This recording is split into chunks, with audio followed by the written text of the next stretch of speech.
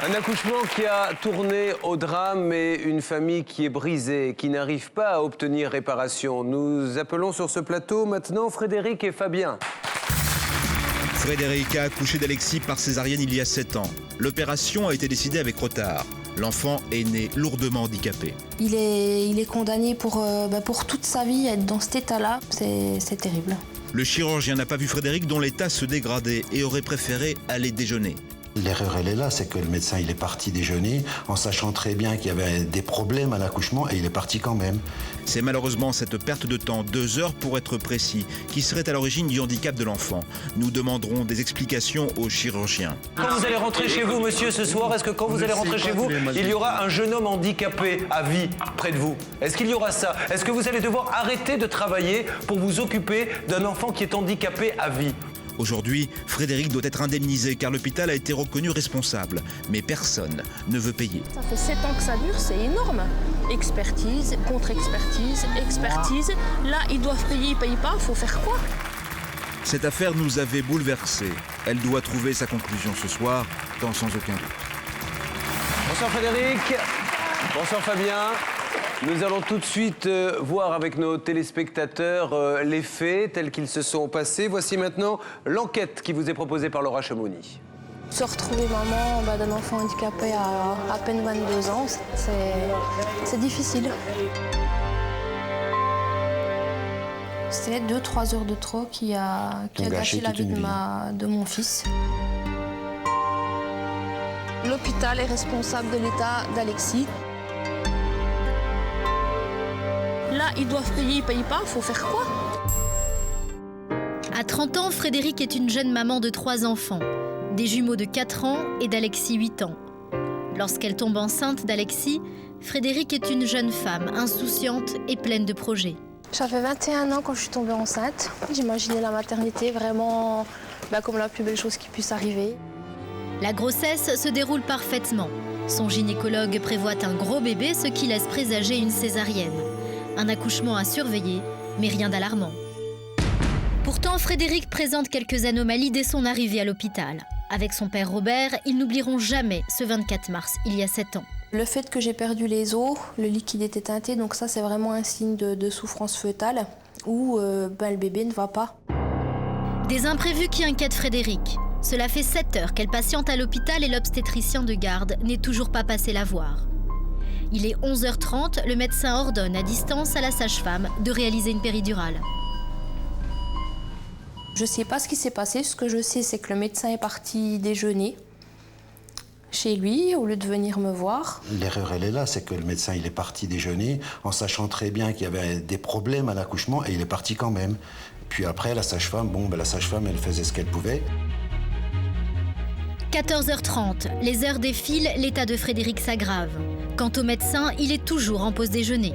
Ça n'est qu'1 heure plus tard que la sage-femme l'alerte enfin. La sage-femme est venue me voir à 15h30, un petit peu affolée, je dirais, en disant écoutez, là on vous emmène en césarienne tout de suite. Donc ils m'ont emmené sur le brancard, si j'ai bon souvenir, ils marchaient, n'a pas vraiment décidé vite dans le couloir. L'obstétricien est sur place à 16h, il déclenche d'urgence la césarienne. C'est la première fois qu'il rencontre sa patiente. J'ai vraiment vu que quelque chose n'allait pas, parce que quand vous êtes allongé, on vous met un casque avec de la musique et vous voyez le regard des médecins, des sages-femmes, où vous vous dites là, il y a quelque chose. L'enfant naît à 16h30. Manquant d'oxygène à ses premières minutes de vie, il est à la fois réanimé et intubé. Moi, j'ai pu le voir au bout de 2 ou 3 jours, je ne sais plus exactement. Et là, on m'a dit, écoutez, il y a vraiment un souci avec votre enfant. Il risque d'être handicapé. J'ai pas du tout réalisé, pas du tout. Ce que Frédéric ne réalise pas à cet instant, c'est que son petit Alexis aura de terribles séquelles. Personne à l'hôpital ne l'informe du véritable état de son enfant. Je me suis rendu compte de son handicap au fur et à mesure que les mois passaient, puisque un enfant à 6 mois, il commence un petit peu de tenir acide, et lui, rien du tout, sa tête tombait toujours, il ne se servait pas de ses mains. Et au fur et à mesure que le temps passait, je voyais par rapport aux autres enfants de son âge, en fait, qu'il était différent, qu'il faisait rien comme tout le monde, en fait. Aujourd'hui, Alexis a 8 ans. Il ne peut strictement rien faire seul. Il est complètement dépendant d'une tierce personne. Il ne peut tenir ni ses jambes, ni ses bras, ni sa tête. Il comprend tout, mais Alexis ne peut pas parler. Sa seule façon de communiquer reste le regard. Voilà, en fait, son état, Alexis, n'a dépendu que de ces quelques heures. Il est condamné pour toute sa vie à être dans cet état-là pour 2 heures dans une vie. C'est terrible. Pourquoi a-t-on sous-estimé l'état de Frédéric alors que l'accouchement s'annonçait difficile? Pourquoi l'accoucheur, 7 ans après les faits, continue de tergiverser? Puisque tout s'est très bien passé, est-ce que vous pouvez m'expliquer pourquoi mon fils est handicapé, s'il vous plaît? Écoutez, j'ai eu 3 expertises. Là, je vois que c'est une 4e expertise. Ça commence à me... je ne sais pas quoi répondre devant ce genre de questions. A-t-on pris la mesure du drame qui frappe cette femme alors que son fils est handicapé à vie? Non mais écoutez, c'est un interrogatoire policier ou pas là? Monsieur, excusez-nous, ne le prenez pas comme ça. J'ai déjà mal vécu la chose. Je suis navré que vous l'ayez vécu comme ça, mais est-ce que quand vous allez rentrer chez vous, monsieur, ce soir, est-ce que quand vous allez rentrer chez vous, il y aura un jeune homme handicapé à vie près de vous? La suite de ce dossier, dans un instant.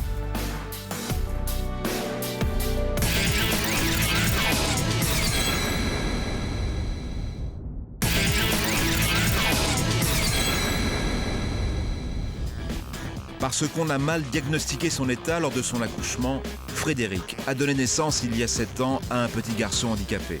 L'hôpital, tenu pour responsable, ne l'a toujours pas indemnisé. Voici la suite de notre document. Il est condamné pour toute sa vie à être dans cet état-là pour 2 heures dans une vie. C'est terrible. 2 heures, le temps d'un déjeuner. 2 heures de trop qui ont fait basculer la vie d'Alexis, mais aussi la vie entière d'une famille. Ah, Doudou, il va essayer de faire un câlin à papy. Allez, oh, je sens que ça va venir. Je sens. On va faire quelque chose. Frédéric a dû s'arrêter de travailler pour s'occuper à temps plein d'Alexis. Du matin au soir, à la nuit, Alexis a besoin de moi vraiment à 200%, je dirais, parce que je suis ses mains, je suis sa bouche, il peut vraiment rien faire tout seul, donc c'est moi qui fais à sa place. Et Frédéric fait tout à sa place. Elle le nourrit, le lave, l'habille et le porte. Mais Alexis grandit, s'alourdit et Frédéric s'épuise. À chaque transport en voiture, Frédéric doit porter Alexis et ses 16 kilos, sa coquille et son fauteuil. Je pense que la solution, il n'y a pas de mystère, c'est une voiture aménagée. Mais une voiture aménagée coûte 65 000 € et Frédéric est loin d'avoir les moyens. Quant à la toilette, des équipements adaptés s'imposent. Il faudrait vite une baignoire avec un élévateur de bain en fait. Et puis un rail si c'est possible pour pouvoir le porter comme il faut. Mais l'installation est onéreuse et Frédéric ne peut se permettre une telle dépense. Outre le matériel médical, le budget alimentaire d'Alexis est aussi très élevé. Il lui faut des produits hyper protéinés pour qu'il puisse prendre du poids. J'en ai pour 100-120 € par mois. Et tout ça, ce n'est pas pris en charge par la sécurité sociale. Le quotidien de Frédéric pourrait être bien différent, si seulement l'hôpital endossait ses responsabilités. Car depuis 7 ans, Frédéric et ses parents ont porté plainte contre le médecin et l'hôpital. Le médecin, quand on a fait cette expertise, il a reproché, rendez-vous compte, il nous a dit « Vous vous rendez pas compte, j'ai été mis en examen ». Et nous, il y a pour combien de temps en examen avec Alexis? Nous, c'est pour la vie, et lui, il se plaignait qu'il a été mis pendant 4 ans ou 3 ans en examen. Depuis toutes ces années, un jugement et 3 expertises ont été rendues. Toutes sont unanimes. Voilà, les expertises sont claires, nettes. L'hôpital est responsable de l'état d'Alexis. Que ce soit le médecin, la sage-femme, il y a eu erreur médicale. Le jugement dit qu'il y a eu faute et qu'ils doivent réparer. La réparation a été jugée à hauteur de 500 000 €. L'hôpital est condamné à verser cette somme à Alexis sous forme de rente trimestrielle. Une rente rétroactive depuis sa naissance et jusqu'à sa majorité. Sur ces 20 000 €, 2 tiers seront versés à la sécurité sociale, soit au total 7 000 € par trimestre. Depuis la naissance d'Alexis, ça fait quand même une somme assez considérable. Et bien sûr, c'est ce que l'hôpital met en avant pour ne pas payer, quoique ça fait une somme énorme. Mais en fait, ça n'est que 2 à 3 000 € par mois pour un salaire, pour toute une vie, pour le coût d'Alexis, le matériel, pour ce qui coûte tous les mois, pour le souci, pour tout ce que vous voulez, quoi. Environ 2 000 € par mois, c'est juste suffisant pour garantir à Alexis un minimum de confort. Mais l'hôpital ne paye pas. Il ne conteste pourtant pas la faute, mais refuse le montant de l'indemnisation. À l'heure actuelle, l'hôpital a demandé un sursis pour repousser encore un peu plus l'échéance de paiement, en attendant l'appel, qui ne sera pas jugé avant au moins 1 an et demi. Maître Kahn, l'avocat de Frédéric, nous soumet son point de vue. Pourquoi mes adversaires adoptent cette attitude de résistance ? Financièrement, plus on paye tard, plus on peut faire de la trésorerie. Alors j'ose espérer quand même que ce ne soit pas qu'une simple gestion de trésorerie, parce que ça serait vraiment encore plus inhumain. L'an dernier, Maître Kahn a obtenu dans le cadre d'une procédure d'urgence 100 000 € de provision. Grâce à cet argent, Frédéric a pu entamer des travaux afin qu'Alexis puisse accéder à la maison en fauteuil. La provision que le centre hospitalier nous a versée, ça sert pour ces travaux, mais bon, ça... C'est loin d'être assez, quoi. Voilà, avec le matériel médical, puis tout ce qui suit, quoi. Si l'hôpital payait l'indemnisation à laquelle il a été condamné, Frédéric pourrait offrir une vie plus décente à Alexis. Mais sur 6 appels, tous les stratagèmes possibles sont utilisés par l'hôpital pour ne rien verser. Aujourd'hui, Frédéric est moralement épuisé et financièrement à bout. Ça fait 7 ans que ça dure, c'est énorme. Expertise, contre-expertise, expertise. Là, ils doivent payer, ils ne payent pas, il faut faire quoi ? Voici maintenant les faits tels qu'ils s'étaient déroulés lorsque nous avions reçu Frédéric pour la première fois.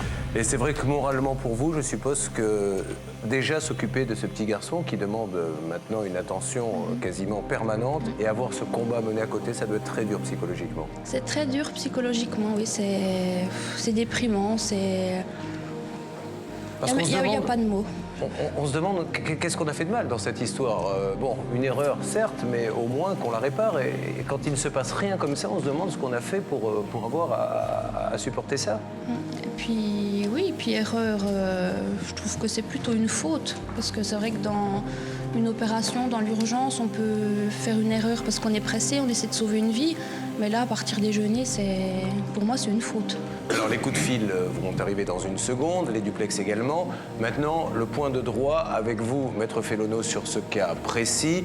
En ce qui concerne les procès qui ont eu lieu, qui ont été jugés, les appels, c'est un petit peu compliqué. Essayons de bien expliquer à nos téléspectateurs où nous en sommes. Alors, comme il s'agit d'un hôpital, nous sommes devant le tribunal administratif.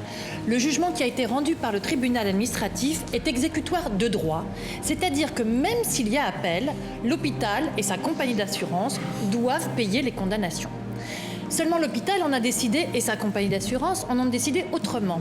Ils ont utilisé une procédure particulière qui les autorise à demander le sursis à paiement, c'est-à-dire l'autorisation de ne pas payer les condamnations jusqu'à ce que la cour administrative d'appel ait statué. C'est-à-dire à la Saint-Glinglin, si vous me permettez l'expression, je pense d'ici 1 an et demi à 2 ans, dans le meilleur des cas. Donc notre but aujourd'hui, c'est effectivement de prendre contact avec l'hôpital en disant, écoutez, là-dessus, il faut payer au moins une provision supplémentaire. Vous avez fait appel, visiblement, simplement pour discuter du montant des sommes qui ont été accordées.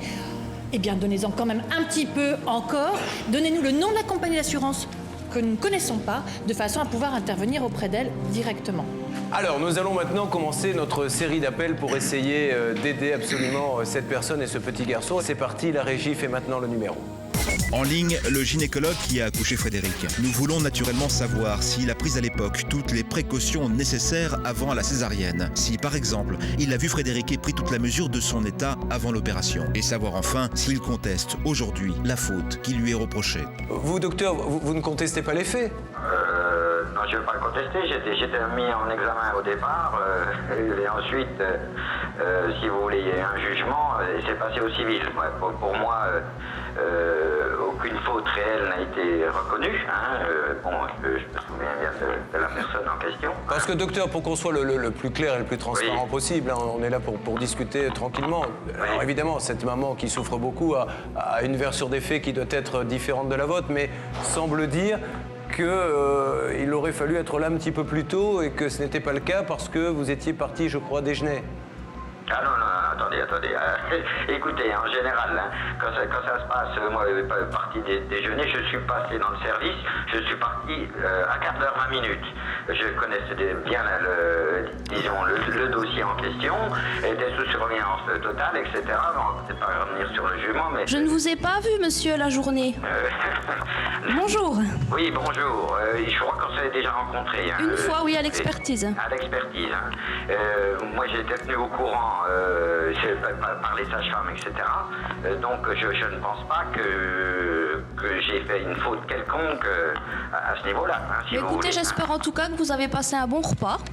C'était très bon. Écoutez, si on prend un bon repas en un quart d'heure, excusez-moi, non mais il faut quand même pas exagérer, hein, si vous... Alors, si vous me permettez, docteur, à côté de moi, notre expert médical, le docteur Courtois, qui prend la parole. Docteur. Oui, bonjour. Moi, j'ai regardé simplement les rapports d'expertise. Il y a eu donc 3 expertises judiciaires. Tout à fait. Bon. Et dans ces expertises, ce qui me choque un petit peu, je vais vous le dire sincèrement, il semblerait que vous ayez demandé à 8h30 le matin le déclenchement du travail, alors que vous n'aviez jamais vu cette patiente, que vous n'aviez pas vu son dossier. Ah, si. Vous l'avez pas... Cette garde de ce jour-là, je prends la responsabilité de tout le service sur 24 heures. Oui, je suis totalement au courant des choses qui se passent dans le service.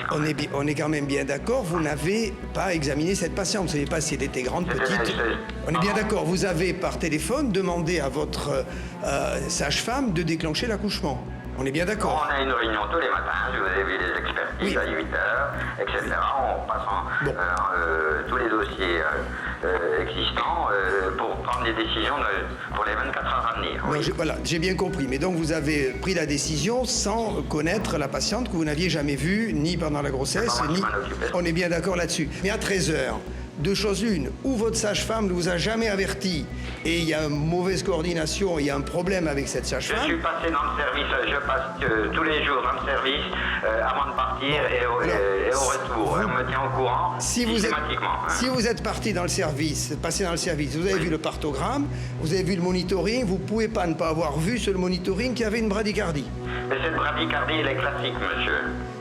Elle est classique 5 minutes, mais là j'ai vu c'est 20 minutes, donc c'est pas du tout. On n'est plus à 11h15, on n'est plus avec la péridurale, on est entre 12h30 et 13h, donc on est loin de la péridurale et la bradycardie elle est plus classique, elle est anormale. Ou alors il faut que je reprenne mes cours de gynécologie obstétricale. Puisqu'il n'y a pas eu d'erreur, puisque tout s'est très bien passé, est-ce que vous pouvez m'expliquer pourquoi mon fils est handicapé, s'il vous plaît? Écoutez, les expertises ont répondu à ce genre de questions, à savoir que quelquefois on nous avait recherché des problèmes éventuellement héréditaires qui n'ont pas été prouvés. Je vous ferai remarquer que dans votre famille, il y a quelques cas qui existent et moi, n'étant pas expert en la matière... Donc là, nous avons emmené Alexis à Strasbourg, encore un voyage, encore des prises de sang. Les résultats sont revenus, il n'y a rien du tout. Les 3 expertises disent bien qu'il y a 2 heures de retard dans la césarienne. Donc si vous n'avez pas fait d'erreur, expliquez-moi ce qui s'est passé. 2 heures de retard, c'est vous qui dites. Hein. Mais qu'est-ce qui a marqué sur le... Vous mettez en doute la parole des experts, là? Écoutez, j'ai eu 3 expertises. Là, je vois que c'est une 4e expertise. Ça commence à me... je ne sais pas quoi répondre devant ce genre de questions. Bon, docteur, récapitulons sur les faits, puis après nous essaierons de voir comment cette personne peut obtenir son argent. Vous, elle entre pour accoucher, quel jour entrez-vous? Le 24 mars. Elle rentre le 24 mars. Vous la voyez à quelle heure le 24 mars? Non, non, je suis passé avant de partir. Elle m'a aperçu, attention. Menteur. Elle m'a aperçu, vers les... j'ai plus les horaires en tête, juste avant que je parte, parce que systématiquement, durant ma garde, avant d'aller me restaurer durant un quart d'heure, je précise bien, parce que je suis là depuis 8h le matin, jusqu'à 19 ou 20h le soir. D'accord. Bon, ça, il faut dire les choses comme elles sont. Reprenons en horaire. Vous la voyez à quelle heure pour la première fois? En horaire, moi je suis monté en salle d'accouchement autour de midi, grosso modo. Et elle y était depuis combien de temps, elle? Moi, je ne vous ai pas vu à midi, Écoutez, il y a eu des personnes qui ont dit que j'étais passé. Hein. Oui, mais moi, je vous ai pas vu. L'inverse, il y a une procédure pénale qui a été mise en route et qui disait bien que j'étais présent et que j'étais passé. Voilà. Non, vous l'avez. Vous êtes rentré en salle de travail à quelle heure? J'ai été hospitalisée le 24 mars. À quelle heure? À 16h le soir et ils m'ont provoqué le lendemain matin. Donc, c'est le lendemain matin à midi que monsieur dit qu'il est passé. Voilà, que moi je n'ai pas vu. D'accord. Donc, à midi, quand vous passez, dans quel état la jugez-vous? Non, mais écoutez, c'est un interrogatoire policier ou pas là? Monsieur, excusez-nous, ne le prenez pas comme ça. J'ai déjà mal vécu la chose. Je suis navré que vous l'ayez vécu comme ça, mais est-ce que quand vous allez rentrer chez vous, monsieur, ce soir, est-ce que quand vous allez rentrer chez vous, il y aura un jeune homme handicapé à vie près de vous? Est-ce qu'il y aura ça? Est-ce que vous allez devoir arrêter de travailler pour vous occuper d'un enfant qui est handicapé à vie? Est-ce que c'est ça votre problème? Il y a eu un jugement, il y a une indemnisation qui est en cours. Je ne suis pas responsable si vous voulez, de la lenteur des choses. Il faut aussi se mettre un petit peu à ma place. Moi, je suis un médecin, je ne suis pas un administratif. Docteur, je ne vous ai rien posé comme question. Je ne vois pas en quoi ma question est désobligeante. J'essaie de refaire le calendrier de cette journée. Je vous demande simplement à midi dans quel état était-elle. Peut-être avez-vous raison. Et vous me dites, est-ce que c'est un interrogatoire de police? Je vous ai simplement demandé à midi, lorsque vous êtes passé, puisque vous dites que vous êtes passé, dans quel état était-elle? Non. Il n'y avait pas de problème majeur, si vous voulez que je vous réponde. Parce qu'autrement, j'aurais fait la césarienne à ce moment-là, pour la ligne. D'accord. Donc, est-ce que par la suite, vous recevez des coups de fil de la sage-femme qui vous dit... Tout à fait, je suis dans le service, il y a 2 étages qui nous séparent. J'ai été présent, ça a été prouvé de 8h du matin jusqu'à... D'accord. Est-ce qu'on vous appelle dans ces étages? Monsieur, oui. Pardon? Vous vous trompez, docteur. Je lis l'expertise, la 3e expertise, qu'on a eu d'ailleurs le seul endroit où on s'est vu. Et je lis la dernière a d'ailleurs précisé au cours de l'expertise qu'elle n'a jamais vu le docteur ce jour-là. Et ceci a été confirmé par le docteur lui-même. Ça, vous l'avez dit le jour de l'expertise. Et maintenant, vous dites le contraire. J'ai dit que j'étais oui, c'est écrit, alors vous mettez en doute la parole de votre confrère. On a une organisation telle que tous les enregistrements sont pris en compte et on voit si le déroulement du travail se déroule bien. En plus, il y a une sage-femme il y a 2 sages-femmes qui sont présentes 24 heures sur 24 et qui s'occupent de la surveillance des différents travails des patients en cours. Nous allons conclure, docteur, car vous avez du travail et je ne vais pas vous empêcher de le faire. Est-ce que vous avez eu l'occasion, monsieur, permettez-moi de vous poser cette question, d'avoir un mot gentil envers cette dame en lui disant « Je suis désolé de ce qui s'est passé ». Je lui ai dit, mais écoutez, j'ai vu son enfant à l'expertise, j'ai passé disons des moments... La seule chose que vous avez dit à l'expertise, c'est « j'ai été mis en examen ». C'est tout ce que vous avez dit. Oui, écoutez, monsieur, vous n'avez peut-être pas eu le privilège d'être mis en examen, mais j'ai quand même ma conscience pour moi. Et cette histoire-là... si vous avez une conscience, monsieur, si vous avez une conscience, alors faites pression sur votre administration. Je m'y engage, ne vous inquiétez pas, mais je ne suis pas responsable de la lenteur de l'administration. Je suis d'accord avec vous, mais peut-être, et ça, ce n'est pas votre faute. Je suis au courant qu'elle n'avait pas été indemnisée. Exactement, et ça, c'est pas du tout votre faute. C'est la direction de l'hôpital qui aurait dû vous tenir au courant. Donc, pouvez-vous, s'il vous plaît, docteur, et c'est la seule chose que nous vous demandons, faire un peu pression sur votre direction en disant « Attendez, c'est pas bien ce qui se passe ». Dès aujourd'hui. Bon. Est-ce que je pourrais vous demander justement un numéro de téléphone quelconque pour retenir au courant de la... Évidemment, monsieur, je vous passe quelqu'un qui va vous le donner tout de suite. En tout cas, merci, monsieur, de nous avoir parlé, parce que c'est tout à votre honneur de ne pas chercher à faire la politique de l'autruche et de s'expliquer. Je crois que ça fait beaucoup de bien, en plus, à la maman de pouvoir avoir un vrai dialogue. Je dirais, madame Lagache, que je regrette totalement les conséquences de cet accouchement et que j'y pense pratiquement tous les jours. Bon, merci en tout cas, docteur, d'avoir expliqué tout ça dans le cadre de cette préparation et d'enregistrement d'émission. Et je vous passe quelqu'un tout de suite qui va vous laisser toutes nos coordonnées pour nous joindre. D'accord. Merci, docteur, ne raccrochez pas. Oui, merci. Merci beaucoup.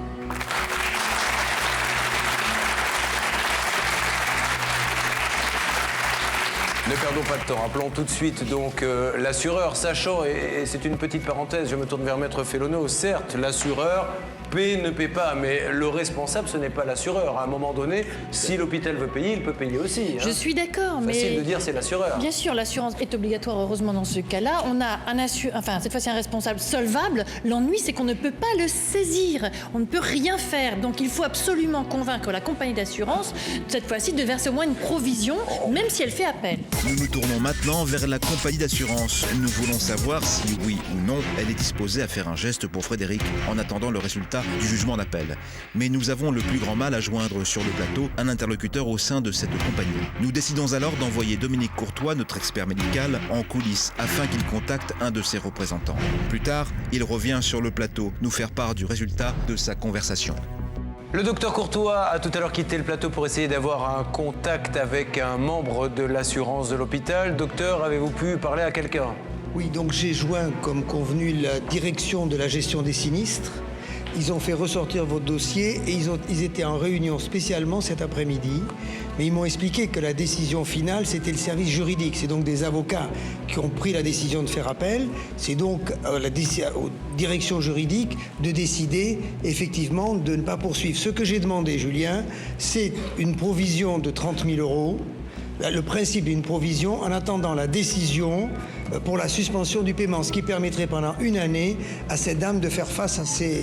Sachant, docteur, et je me redresse aux avocats, vous nous dites, ils ont pris la décision de faire appel, c'est à eux de voir, mais vous nous avez bien dit que, appel ou pas appel, normalement, dans la logique, si on lit la loi au mot près, ils doivent payer tout de suite. C'est-à-dire que soit ils décident, excusez-moi, mais ça n'engage que moi, d'être de mauvaise foi et de dire on attend, et puis on verra, soit ils appliquent la loi et ils paient. Tout à fait. Mais là, pour l'instant, c'est ça, parce que ne faisons pas croire aux téléspectateurs qu'ils attendent l'appel et qu'ils ont le droit de ne pas payer parce que l'appel n'a pas été fait. Ça, c'est important. Hein. Ils ont demandé à la Cour d'appel de surseoir à l'exécution du jugement. Alors, théoriquement, ils devraient payer et attendre. Mais comme généralement, les sursis à l'exécution du jugement, c'est jugé en 1 ou 2 mois, manifestement, ils attendent cette décision-là pour régler ou non, du moins j'espère, et au-delà de maintenir l'appel ou non. Par contre, ce qui sera peut-être possible, si on n'a pas ce geste de la compagnie, c'est de voir avec le conseil de madame pour que la cour administrative d'appel audience le plus vite possible sur un problème de sursis. Parce que je ne vois pas pourquoi on sursoit au paiement alors que l'hôpital est solvable et peut parfaitement régler. Que ce soit clair. Alors, il nous faut, 48 heures pour en savoir plus, puisque du coup, des tas de réunions étaient on a un petit peu chamboulé l'emploi du temps de ces gens-là, puisque des tas de réunions ont été organisées depuis que vous êtes là ce matin, et apparemment, c'est plutôt demain que nous en saurons un petit peu plus. Bernard Sabat. Ce qui est bon signe, c'est que cette réunion provoquée à travers l'émission et à travers le docteur Courtois, ils se sont réunis vite. Ça veut dire qu'ils vont agir vite, et ce qui voudrait dire que vous allez recevoir de l'argent pour ce merveilleux garçon que vous avez. On lui souhaite beaucoup de chance et une belle continuation, parce que rien qu'avec ses yeux, il parle, et ça nous a fait chaud au cœur sur ce plateau. Voilà, sachez-le.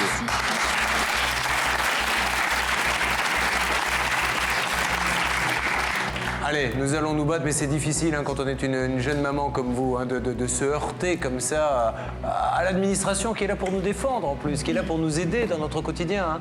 Vous en avez un peu ras-le-bol, non? Ça me marre. Mais je veux dire que je me battrai jusqu'au bout, même s'il faut faire une grève de la faim, s'il faut que j'aille à l'Élysée et n'importe où, mais je me battrai. J'espère vraiment qu'on va donner de bonnes nouvelles à cette dame. Ça va? Une mère qui lâche un petit peu? Ouais, et je voulais surtout remercier le centre de jour où est accueilli Alexis pour tout ce qu'ils font pour lui. C'est vraiment une équipe formidable. Et vous vous battez pour ce petit bonhomme, hein? Ben oui, jusqu'au bout. Bon, monsieur. Si on pouvait changer un peu les calculettes par un peu d'humanité, je crois que ce serait pas mal. C'est une belle phrase, monsieur.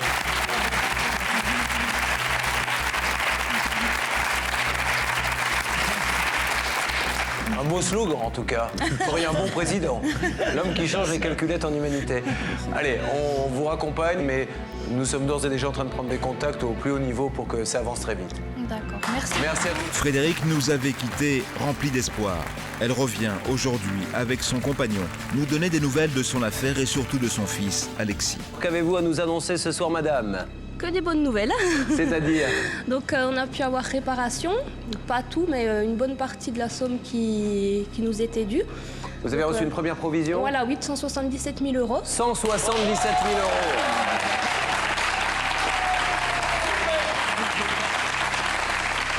Sachant, docteur Courtois, qu'on était sur un global de pas loin de 360. 360 000 euros. Donc déjà, c'est une provision. Ça veut dire que le reste va venir. Ils ont dit que ça allait arriver vite. Donc là, ils n'ont pas payé en attendant l'appel et c'est passé en appel le 5 avril. Donc on attend. Apparemment, c'est un petit peu en baisse par rapport à ce qu'on devait toucher.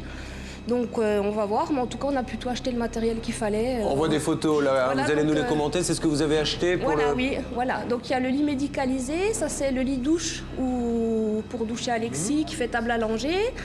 Le fauteuil électrique, donc 4x4 qui va tout partout. Donc bah, ça c'est une petite photo d'Alexis. Voilà, là c'est... Il a même fait du carte.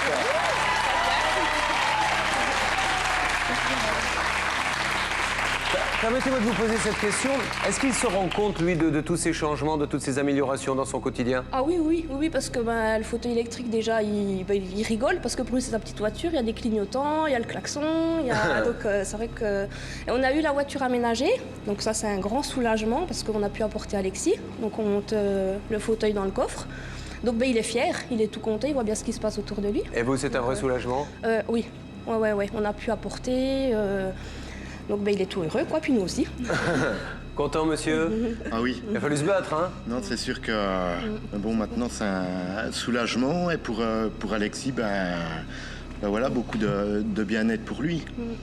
Docteur Courtois. Il faut quand même rappeler que l'assurance avait été condamnée et qu'elle devait payer et qu'elle a traité ce cas avec totalement une absence d'humanité totale parce qu'elle a fait appel de l'exécution, de toute manière elle aurait jamais obtenu gain de cause et donc il a fallu que vous veniez ici pour apporter à votre enfant le nécessaire, enfin ce qui était indispensable. Et là je trouve ça personnellement inadmissible que les assurances fassent ce genre de choses, reculent systématiquement l'échéance du paiement et je pense que si vous avez eu plus tôt, ça aurait été beaucoup mieux pour votre fils. C'est très bien que vous l'ayez eu, mais vraiment je crois que c'est un cri qu'il faut porter. C'est navrant d'en arriver là. Voilà, quand c'est pas un dégât des eaux, c'est pas un incendie, on a un enfant qui souffre et dans les cas comme ça, traité avec humanité.